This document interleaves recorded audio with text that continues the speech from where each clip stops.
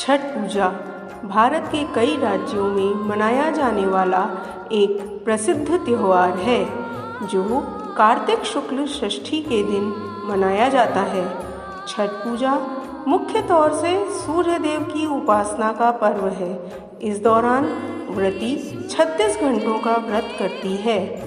पुराणों के अनुसार छठ पूजा की शुरुआत रामायण के दौरान हुई थी। रावण का वध करके जब प्रभु श्री राम और माँ सीता वनवास से अयोध्या लौटे तब उन्होंने इस उपवास का पालन किया था। ऐसा भी मानते हैं कि कर्ण जो सूर्य देव के पुत्र हैं वह सूर्य भगवान के परम भक्त थे और पानी में घंटों खड़े रहकर अर्घ्य देते थे।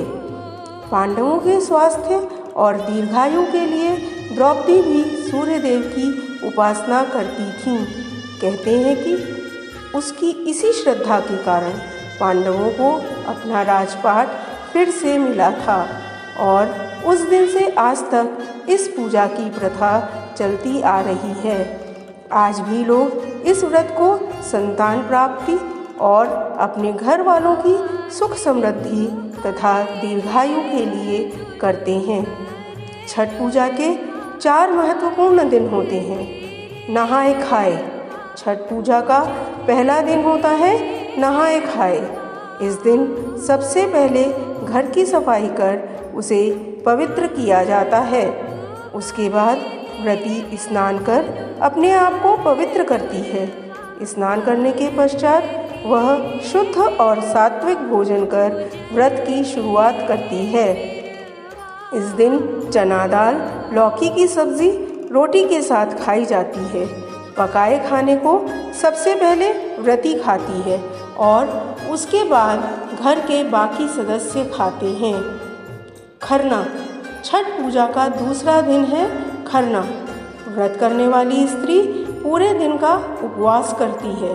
पूरे दिन ना तो वह कुछ खाती है और ना ही कुछ पीती है। शाम के समय गुड़ वाली खीर प्रसाद के रूप में बनाई जाती है जिसे रसियाव खीर कहते हैं और जिसे पूजा करने के बाद व्रती खाती है।